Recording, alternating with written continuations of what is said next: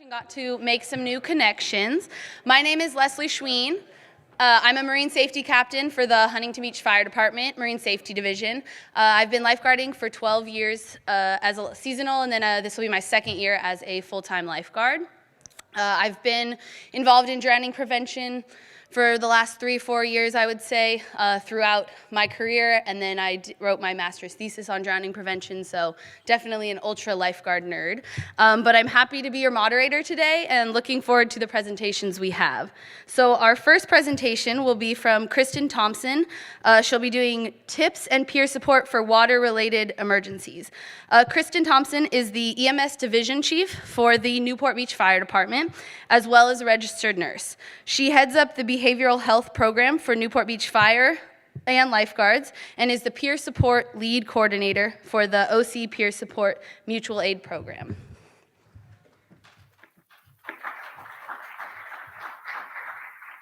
Thank you. We'll stand here because I'm gonna just have to use those for a reading point since I can't see it. But thanks, you guys. I know you guys have choices. I was just talking with Leslie that the hardest part about having a conference with 2 different rooms is that full FOMO, because you're like, no, that's good, and it's really hard to be divided. So again, thanks you guys that are in here. And then just one other thing that I wanted to comment for the lifeguards that are in the room. At this time, last year, we had with the Orange County lifeguards, every single department by this time last year had vaccinated about 11,000 people through our fire department pods. And however we feel about that subject, and I know it has nothing to do with drowning, but I just wanted to say it was an amazing effort.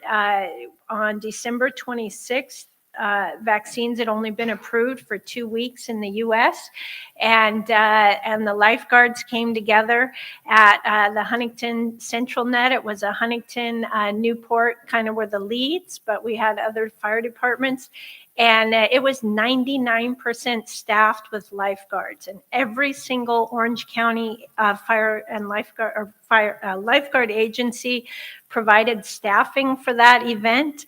And I call it an event because it just was. It was amazing. But anyways, we went from vaccinating 100 people a day to 1,300 people a day.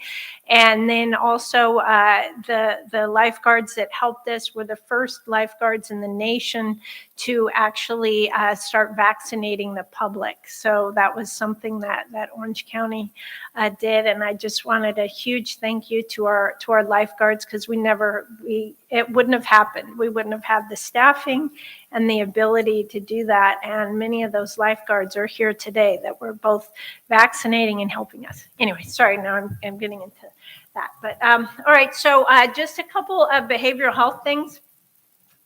Two aspects that I wanted to talk about was what to do following an incident, both for the public and for our lifeguards that are there. So the first one is a trauma intervention program. I don't work for them. I don't make any money from them, but I'm a huge supporter of this a nonprofit.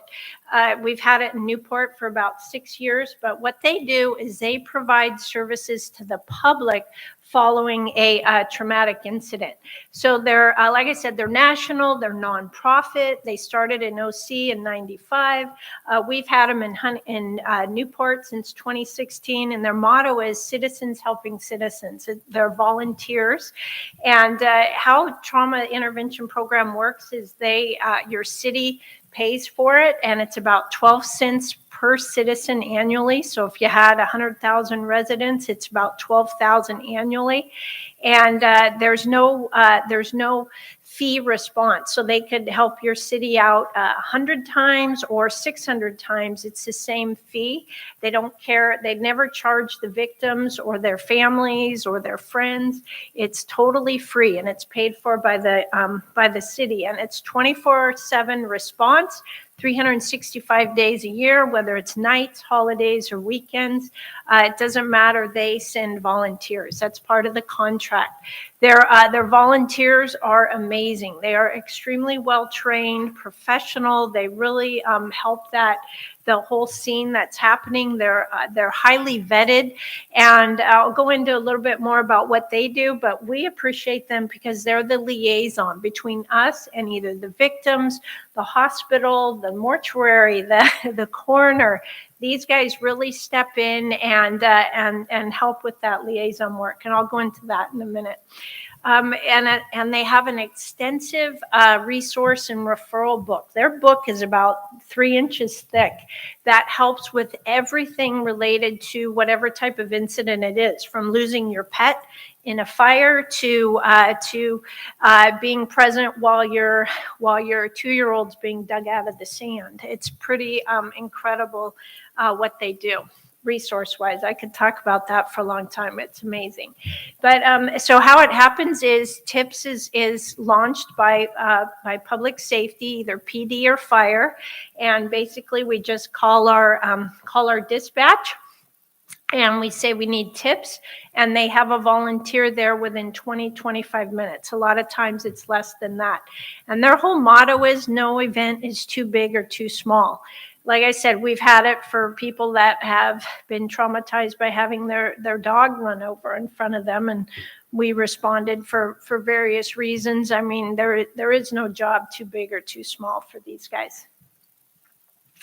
And so, like I said, what they respond to is any type of traumatic critical event for them. For you guys, it might be your normal job, but we know that for them, it's absolutely not a small deal. So it can be for the victims, their family, their friends, bystanders, witnesses, people that just watched a traumatic rescue, co-workers. We've had responses at hotels, and co-workers have witnessed some pretty horrific stuff, and they respond to that. So again, death, severe injury, an accident, a suicide, a drowning, a non-fatal drowning, an entrapment, or a complex rescue. A lot of times that can be severely traumatizing for those witnesses, for the ones that called those incidents in. And this is what TIP does, is they come and help. They come and help these people. Same thing with kids that are alone until they get support of family. They help with that as well. As far as where TIP responds is anywhere. So anywhere within that city's jurisdiction. So if it's at the beach, if it's at the roadway, if it's on the boardwalk, if it's outside of a hotel, if it's inside of a hotel, it doesn't matter. TIP.S is there. And if the event happens in your city and you have somebody and their family, they've been transported to a hospital outside your city, TIP goes there. So they follow the patient, or they follow the event, or they follow the survivors. And then as far as for us, kind of just one of those big benefits for us, if you guys are working the scene and stuff's happening, these are the ultimate babysitters to hand these people off to. You can do your job while they do their job, and their job is strictly to take care of the people that were impacted by this event. So you guys are able to go, you don't have to assign staff to them. You guys can keep doing your job. And like I said, they're an amazing liaison. They know how we work in public safety. They don't get in our way. And their job is just to liaison back and forth. And the other good part is, when we go off to do our job and we've just left somebody who's either witnessed something, been a part of something, or it's their family, or it's their friends, and it's traumatizing, and you've got to go back in service, and you got to go back and do your job. TIP stays with them and handles that, so you're able to hand off without drawing down your staffing when you have TIPs. And plus, you just feel really good about it because you know they're in really good hands. And then, so that's the public aspect of one of the options that your city can provide. And again, I'll be happy to talk about after anybody that wants more details. And then the other half is, what do we do for you guys? What happens in your profession? How do we support you, whether it's after a critical incident or it's a career or it's things that are happening at home, but how do we support our public safety? And both my sons, one is currently a lifeguard, and the other one was a lifeguard. And I just realized when they came home when they first started, at 16 years old in their department, and I didn't realize what they did, and even being in the fire service. And when they came home, and I have a 16-year-old, and I'm like, you did what today? Wait a second, hold on.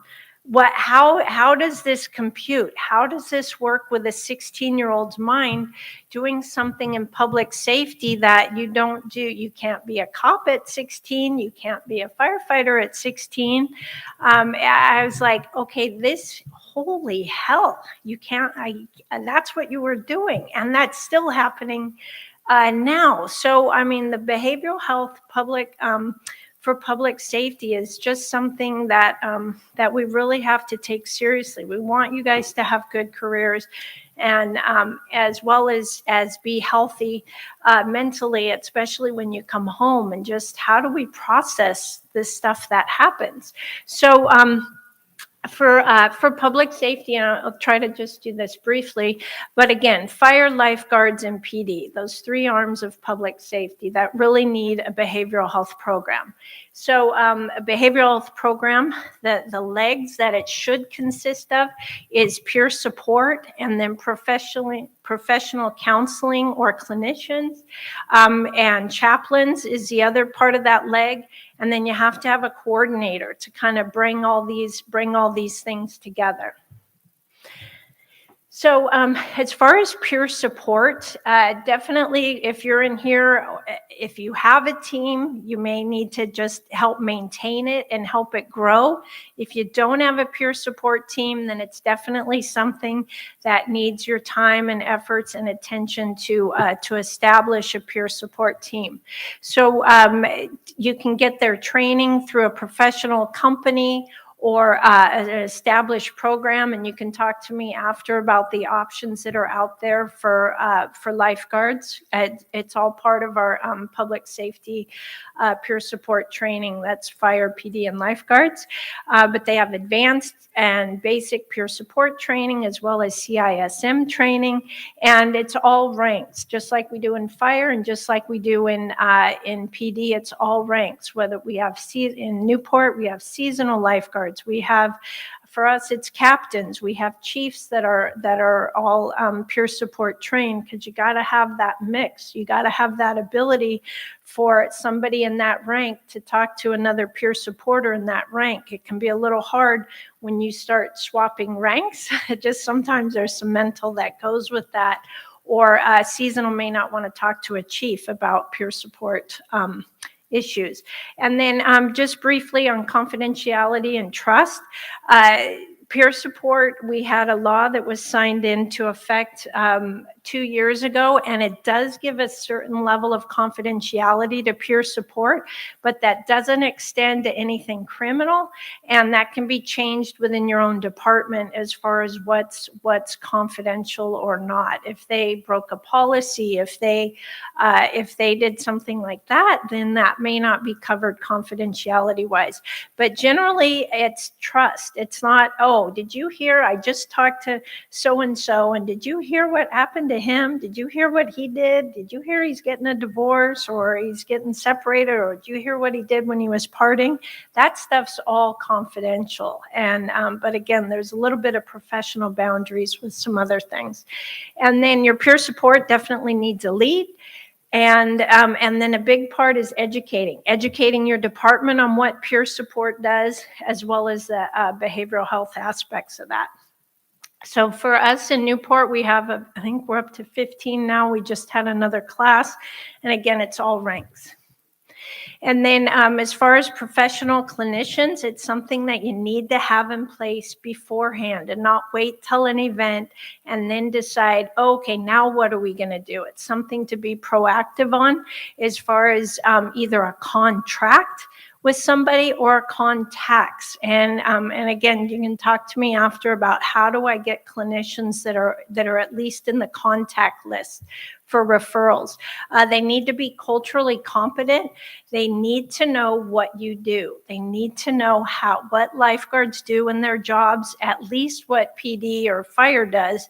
So they're not just treating, and I don't mean this bad, they're not just their whole career, they've been treating administrators as clinicians. It's totally different in public safety, and they need to recognize that, and they need to be culturally competent to be clinicians for our lifeguards.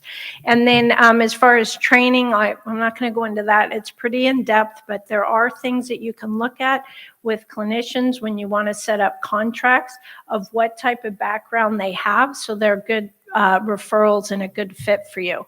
And like I said, you can utilize them on critical incidents or as for referrals for our personnel that need more than just something right now. We actually need a referral service. And then they're a little bit more confidential, right? There's only a few things that clinicians have to report, and that's some major felonies and stuff like that. So it definitely creates that level of confidentiality for our lifeguards. They can actually go and talk to somebody without fear of what's going to happen with discipline or what's going to be the result if I tell somebody. And then the fourth or third leg is chaplains, and you guys can work this out. Most of us work with PD, and they usually have chaplain services. So again, it's that third leg that is still really important to have in place before you need them, so that they can come and respond on either if you're having a critical incident, they can be there for the debriefs, and then they can be there to provide that support afterwards. And they have that same level of confidentiality and privilege as clinicians do. So a very high level of confidentiality. And then let's see. So just a couple other things as far as mutual aid is, even if you don't have a behavioral health program, is developing one and then building those relationships. If you do have one, you can partner with your PD. You can partner with your fellow lifeguard agencies, and we have a ton here in Orange County that have peer support programs. You can partner with your fire department, even if you aren't part of fire. They still have behavioral health programs, and you can share a lot of the resources. You can share the training. And it's just that benefit, right? Because we're all doing the same thing. We just might do it a little bit differently. And then as far as mutual aid, that's been a huge part. I can't see if LA County is still in here, but when we lost Ben Carlson, LA County Peer Support was there. They were there for us. And then we've been giving back. After that, we had our own team of peer supporters, and then they've been helping. They've been to Encinitas after the cliff collapse. They responded to San Diego. They responded up north, actually, to San Francisco when they lost a lifeguard. So again, it's that whole giving back and that whole mutual aid aspect of peer support, because sometimes when you're in the middle of it, your peer support can't be the ones to help because they're in the middle of it. That was their friend, that was their brother, that was their sister. So you need that mutual aid and stand up and kind of say, hey, we need some help here. And that's when your other fellow peer support departments will be there. We were there within Encinitas within 24 hours of that cliff collapse. And then just activating the team. There's a ton here, but these are things to consider for activating that peer support and activating that clinician and really lowering that threshold. It doesn't have to be just the big bad stuff, but again, serious injuries or death or suicide, especially if it's a coworker or a coworker's family, any traumatic death or serious injury involving a child. That's definitely something that we don't just, oh, wow, that was really cool. Now I'll go back and get in the tower, right? This is something that we have to debrief and we have to follow up on. If we have a civilian that was injured during one of our operations, we definitely have to follow up on that. That's not something, okay, just go on about your business. That's serious, right? That's something we never set out to do in our lives. Prolonged expenditure of emotional or physical energy, that entrapment, that rescue, something that is time sensitive. The helicopter crash that we just had, that was all of these things all in one. These are things that you follow up on. We don't just say, oh yeah, go back, do your job and not do the follow-up. As far as internal things, even if they're low level, is those near miss of our own life, those complicated rescues where, holy hell, I could have lost my life in this rescue. Or again, a coworker has a near miss experience. Definitely, if they were injured, again, that prolonged or difficult rescues or body recoveries, and then the medical aids, those cardiac arrests, shark attacks. I mean, if you think about when looking back in your careers, those of you that you're sitting here, what are those calls that really stand out in your mind? And what did we do afterwards to debrief? What did we do to kind of help you process what that call that you were just on? And communicable disease, we've had lifeguards that and fire and PD that have been exposed to things where it's like, holy heck, am I going to have HIV? Am I going to have Hep B? Am I going to have Hep C? Am I going to have COVID? I mean, there have been some stuff that you need help with. You need help processing this. Heavy media attention.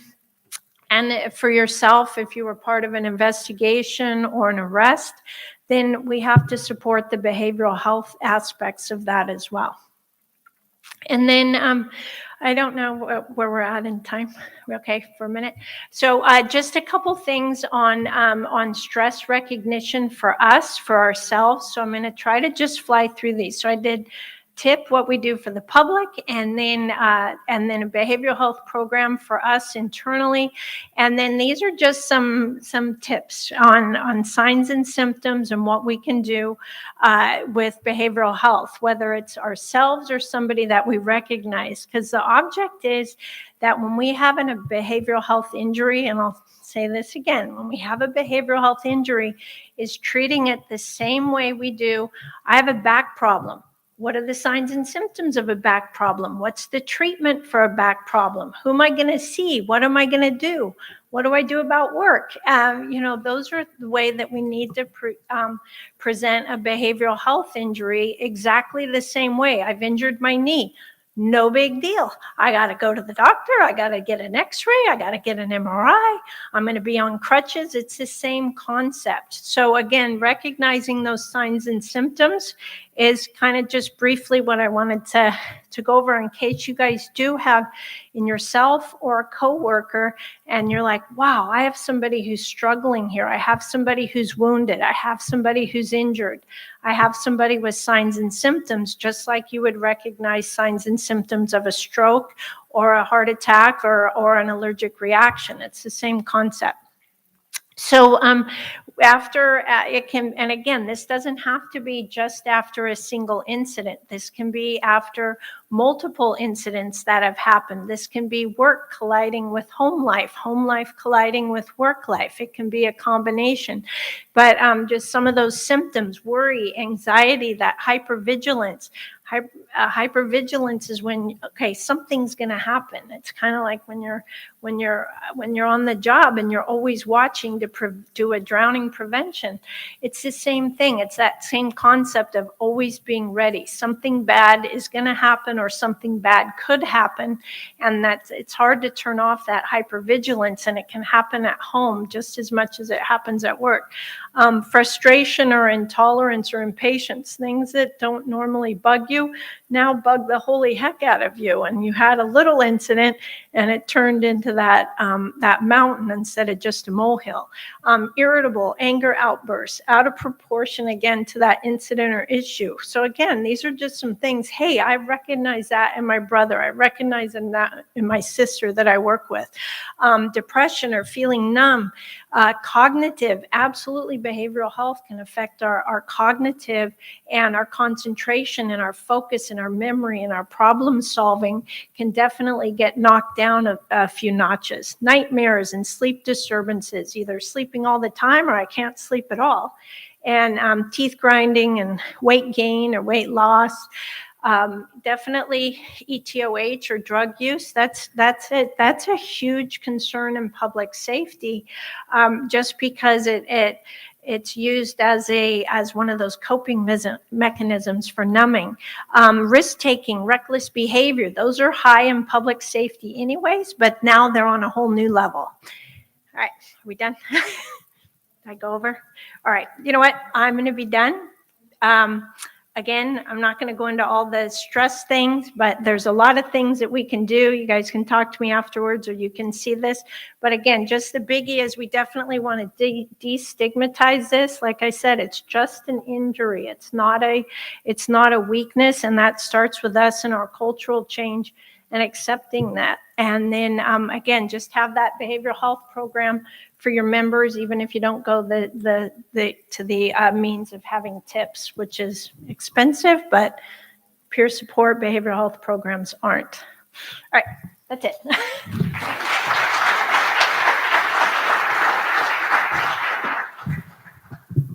Thank you, Kristen. And if anyone has questions at the end, we'll see if we can have our speakers come back up, or you can reach out to them. Our second speaker is going to be talking about integrating pool and ocean lifeguard services in Santa Barbara. We're going to have Tony Sholl, who's the aquatic supervisor for the city of Santa Barbara. He's been a lifeguard for the past 28 years and has had the opportunity to work in the aquatics field and on beaches in San Diego, Orange, Ventura, and Santa Barbara counties.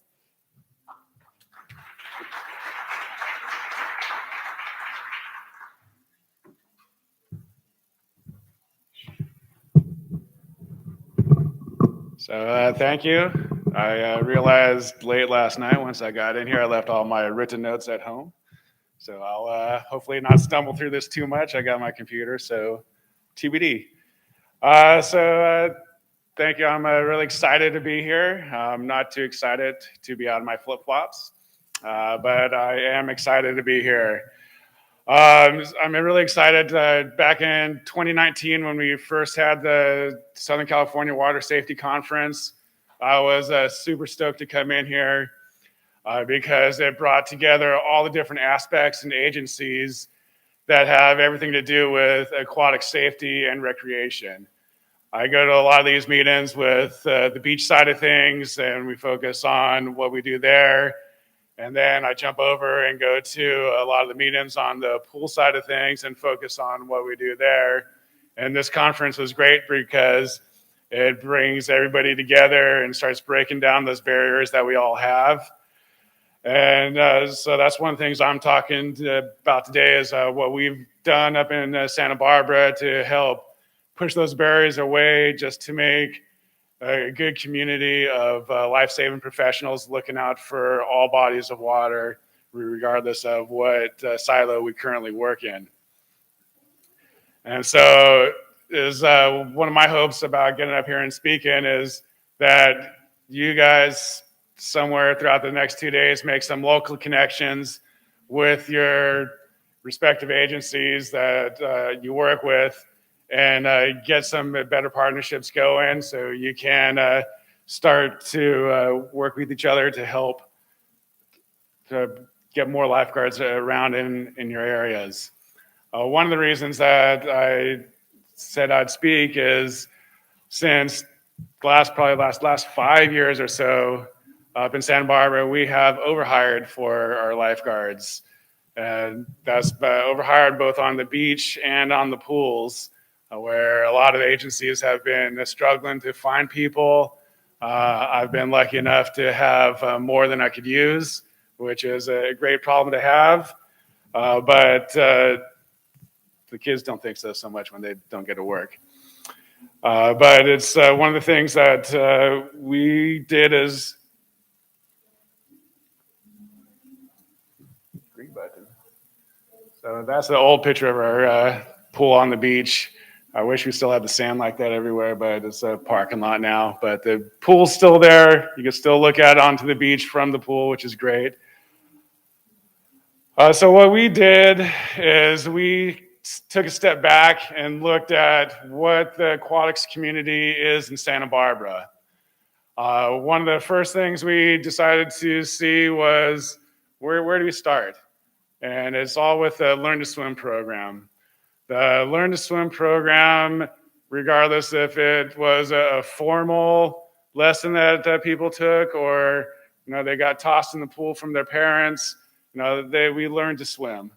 Everybody here, we learned to swim at some point and got us going into this circle or cycle of aquatics. And if there's I don't see a lot of pool people in here right now, but they will let you know that if you find a good swim instructor, that is gold. A lot of people teach swim lessons, but a good swim instructor, they're hard to come by. And as a pool operator, you hold on to them as long as you possibly can.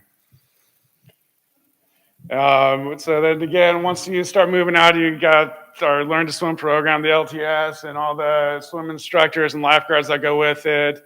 They move on, they start doing water polo and JGs and swim team. And then you're thinking, okay, well, how do I get these people to come work for us? We found that once we were able to start working with them in the junior guard program or get eyes on them in water polo and swimming, we're going to have a better chance of getting them to become lifeguards. But what are our challenges? We always have challenges to do everything. So my job up in Santa Barbara is I'm super lucky.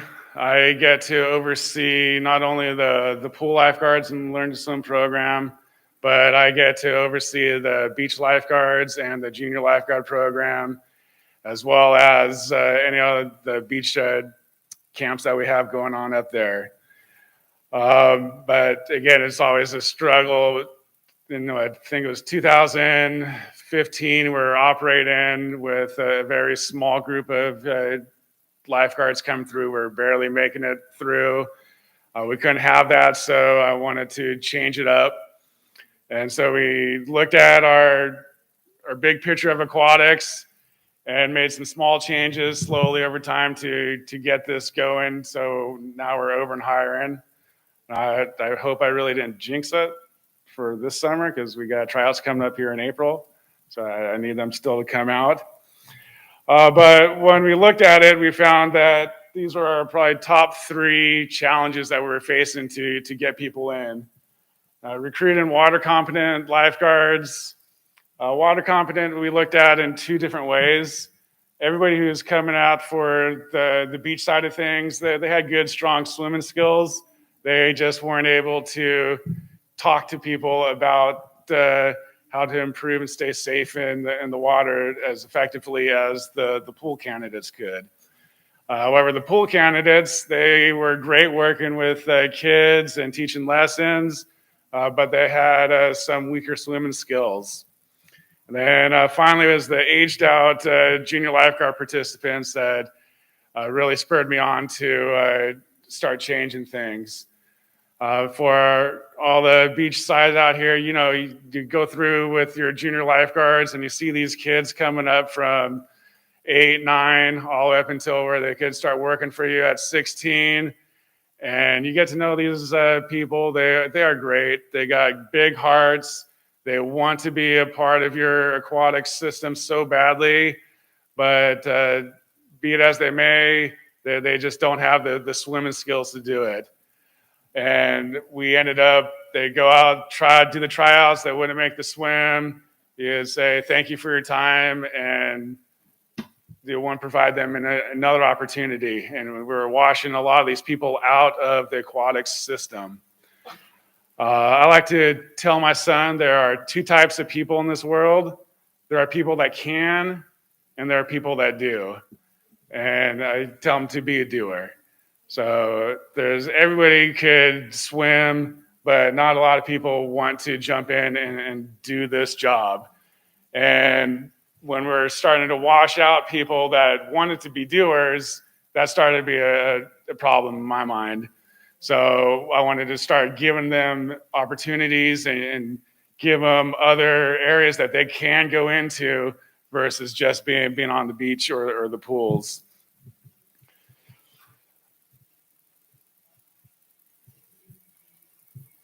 Sorry, I lost my notes again. So as with most things aquatic, these things are all interconnected. So one of the things we needed to get away was the separation between beach and pool. We all know it. We all think we're the best in whatever we do. If you're a beach lifeguard, you think you're the best. If you're a JG, you think you're the best. And if you're the pool, you think you're the best. We all do similar jobs. We just have different hazards with each one of them. And I will tell you, working at both the pools and the beaches, I would much rather be on the beach on a big south swell with a crowded area than a recreation swim in a crowded pool. If you guys have never gone to a rec swim, please do. It is terrifying. It's tough. At least with the ocean, you see the currents and the riptides, you see the sets coming through. The pool is all flat water, and everybody's in there because they think it's safe. It is absolutely terrifying.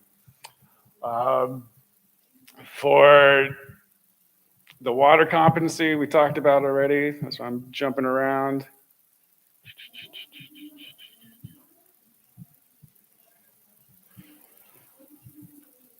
But again, with the junior lifeguards, for the chiefs and the other administrators out here, when I started looking at them aging out, is I was also looking at our cost involvement with them. They've been in our program for, let's say, 5 years, and we've put in hundreds of hours of training these kids to be water efficient in our waters, working in our system, and then we just washing them out. We needed to keep them in our system because just the cost involvement with our staff, teaching them and being with them, I thought it was just too much time invested with them to get them out. Now, I know for me up in Santa Barbara, it's easy to make these changes.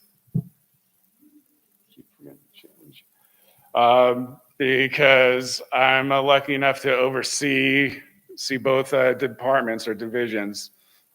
So how did we start turning the tide of making it desirable to work for us and work in both of our sections? Is I started with changing the uniforms.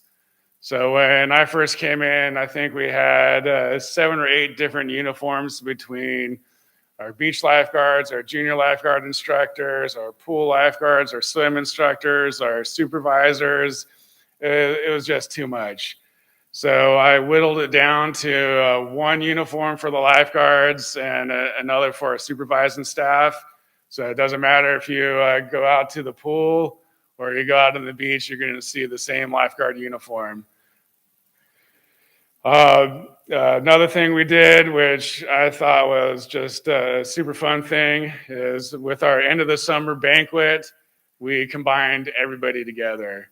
We had our pool lifeguards come, we have our beach lifeguards and JG instructors, as well as our JGs come for their end of summer banquet. And we have the JGs get their awards last. So they're sharing the same stage as our beach lifeguards and our pool lifeguards. And they think it's pretty cool as they're getting up on the stage after we just gave out the lifeguard of the year for the beach and the pools. Then now we got a little C coming up, a 9-year-old getting center stage with everybody eyes on them. It was a big wow factor you could see in their eyes. It was super cool. Another thing we started to do was including everybody in everything that we do in all of our different events. Our Lifeguard Association up there runs a bunch of different events throughout the summer and the year. And normally we're just keeping it to the beach side of things, but it made no sense because we wanted everybody to be involved. We have a magic hour at our pool that is open only for lifeguards and fire department and harbor patrol. And once we started allowing everybody to come, they get intermixed because we all know that most of the lifeguards coming up, at least up in Santa Barbara, want to transfer over into the fire department. And so it's nice that they started swimming with the fire department guys and getting to know them before they started applying for those positions in a few years. Another thing we did was we required all the beach lifeguards and JG instructors to get trained in the Red Cross lifeguarding. This was nice because it allowed us to be able to schedule these people anywhere we needed at any time. If I needed a shift filled at the pool, I could move them over there because they were certified for that as well.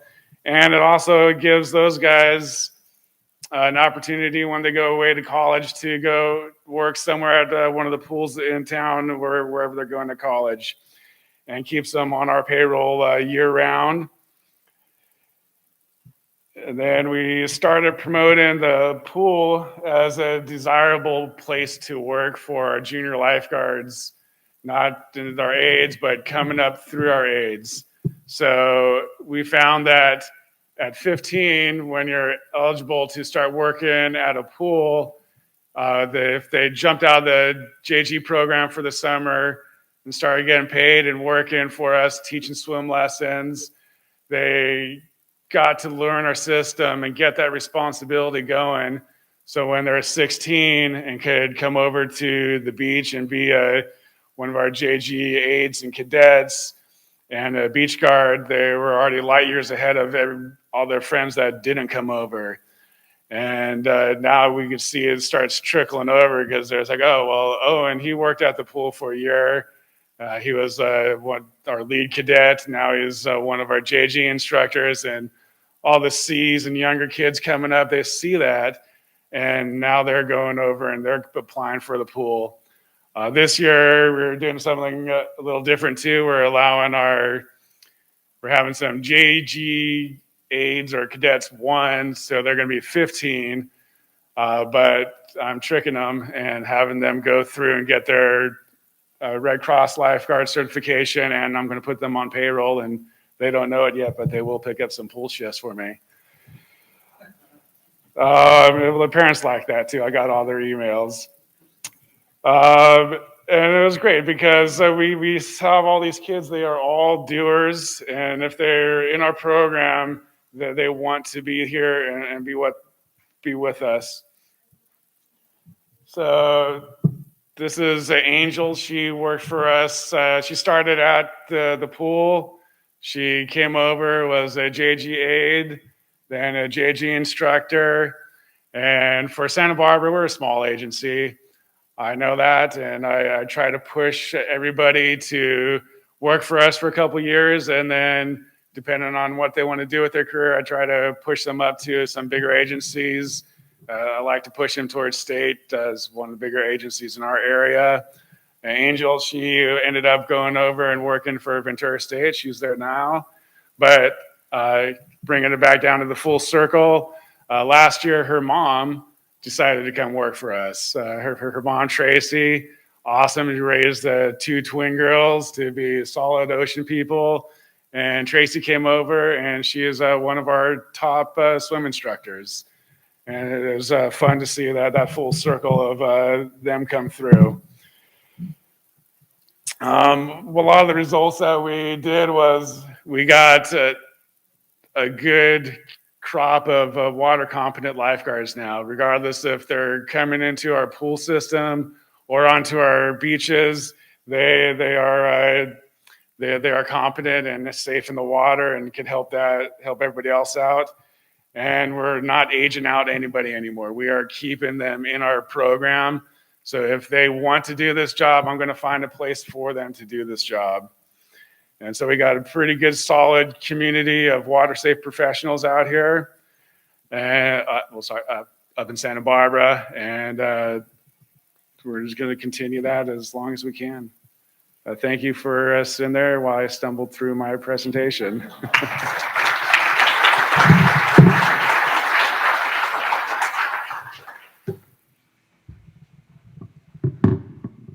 All right, so our last presenter will be speaking on river lifeguards in Auburn, development of a new river safety initiative. This will be Lauren Shoemaker from California State Parks. She's a State Parks Superintendent 2 or Captain and the Off-Highway Motor Vehicle Division. And she'll be joining us up on Zoom. Okay, you guys can hear me? You can see the screen? Real good? Yep, perfect. Oh, here we go. Perfect. Perfect. As stated, I'm a State Park Superintendent to the California State Parks, current captain with the Off-Highway Motor Vehicle Division. I've been with the department since 2010. Peace officer since 2013. In 2015, I went to inland water lifeguard training at Lake Paris. I've been an inland boat operator with Division of Boating and Waterways since 2017, and I got appointed to the Sergeant in Auburn State Recreation Area in 2019. A little bit of background on Auburn State Recreation Area and where we are and our demographics. We're about 40 miles northeast of Sacramento. We span 40 miles of the North Fork of the American River, about 20 miles on each fork. We have over 1 million annual visitors a year. We have a list of recreational activities. Not on this list right now as we have a climbing area that's incorporated within the park. A little bit beyond just this information, we have about 30,000 acres of park land, and our primary visitor demographic comes from the local Auburn area, Sierra foothills, but a large population during the summer months comes from the greater Sacramento area and the Bay Area, pretty much urban dwelling centers. Most of those people that visit aren't familiar with swiftwater environments and or open water. They're more pool familiarity a lot of the time. Different dynamics on our two forks of the river. The middle fork of the American River is generally class 3, class 5 plus rapids spanning from Oxbow Dam upriver from us. They're short and rocky rapids, and they're controlled by dam flows. That's a timed release off of Oxbow Dam. Generally, what the main result of this is it changes the river flows drastically within the American River fork channels. Between the hours of 3 p.m. and 4 p.m. on weekend days during the summer, they do a recreational flow release for whitewater rafters. It'll about quadruple, triple the volume of river flow during that time period. The canyon throughout the 40 miles is surrounded by private property, U.S. Forest Service, and California State Parks. It's a primary wilderness area. The North Fork of the American River also has a dam on it, but it's a continuous release flow dam at Lake Clementine for sediment. We do get rafting on that river, but we tend to get more seasonal based due to the fact that it's not a controlled release dam. The confluence of the American River is our highest visitation point within the park. It's where the Middle Fork and North Fork converge just below at the base of the canyon in between Cool and Auburn, the city, within the recreation area. It's the highest amount of visitation within the park and the surrounding communities because it's the most accessible. The rescue teams prior to our lifeguard program coming into effect in this area were Cal Fire Station 180, located in the city of Auburn. They have a technical rescue team, which includes rope and swiftwater rescue. They're located about 4.4 miles up canyon in the city of Auburn. Response time is about 12 minutes. El Dorado County Fire is located on the other side of the canyon. They have remote rescue abilities, including ROVs and ATVs. They have a few staff members trained in swiftwater rescue. They're about 3.8 miles with less urban impact from them. They do get a faster response time in about 8 minutes. And then the other contributor to our aquatic rescue team is the Placer County Dive and SAR teams that have helicopter hoist availabilities. And we have a CHP helicopter that flies in the area. Supplementing to this team prior to our lifeguard program coming into play, we also have all of our state park peace officers trained as swiftwater rescue techs. Notably there, though, you're talking about people in full uniform. Not all of them are trained swim rescuers. Most of them are just trained in the swiftwater environment. They have to completely take off all their gear, re-don swiftwater gear in order to be effective in these rescues.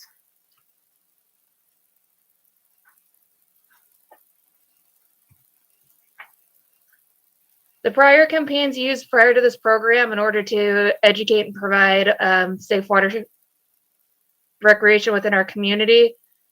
We've done a media campaign with our cohort, which includes everyone we just mentioned, doing press releases and everything, a combined effort in order to educate people on water recreation, with the primary message is stay out, stay alive, to encourage people not to swim during our peak flow runs when the water's running really cold. We also have a CMS board, those big electronic signboards that relay that message, and with the message that says be wise to river rise, letting people know that the rivers come up and down. There's signage about the river rise at the primary access points within the confluence, and we have a life jacket loaner program that we worked with the Division of Boating and Waterways in order to encourage people that if they're recreating near a moving body of water, they should be wearing a life jacket no matter what their swimming experience is. When I came to the sergeant position at Auburn State Recreation Area, one of my primary recommendations was that we add a lifeguard program to the area. What we've seen here is that 2/3 of the activity generated within California state parks is water recreation oriented, same within our park. We've noticed population increases in terms of park visitation. Drowning is the leading cause of death within state parks, rivers being the second largest drowning rate next to swimming pools. Auburn had 4 drownings between 2019 and 2020 and has had over approximately 46 drownings since 1986. So looking at what we had here versus where we wanted to be, we wanted a proactive rescue force.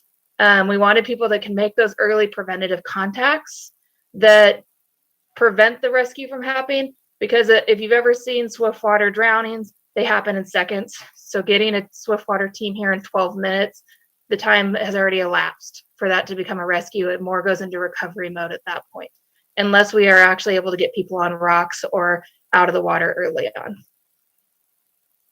So the program's creation sort of happened by eliciting input from multiple parties. Number one, our community. Our community was a big advocate for it. The supervision within the park, getting their support moving forward. The department lifeguarding program in general, reaching out to Justin McHenry, our head lifeguard, and the lifeguarding program, and getting support on their end. Then getting our employees to buy in on it, getting them to be advocates for this program, and then talking to our allied agencies who had previously had a program here oriented towards rescues, and getting them to believe that having a preventative crew here could assist with their operation. General program outline. In 2021, we hired 2 seasonal lifeguards. We gave them the lifeguard 2 classification with the hopes of developing and furthering the program further down the road. We have 2 rangers on staff that are lifeguard trained, and then the rest of our peace officers are swiftwater trained. The primary goals were preventing and educating the public, contacting visitors in the high hazard areas, initiating rescues, and stabilizing them so that we could actually perform the swiftwater rescue on the back end. The training we provided was the Swiftwater Tech 1. Our L2s will be taking more advanced courses in the coming year. air hoist operations with Placer County Sheriffs, and CAL FIRE swiftwater training in our agency trainings. What we really needed is we needed experienced lifeguards that had multiple years experience working in lake environments in more still water, that had good communication skills and were open-minded.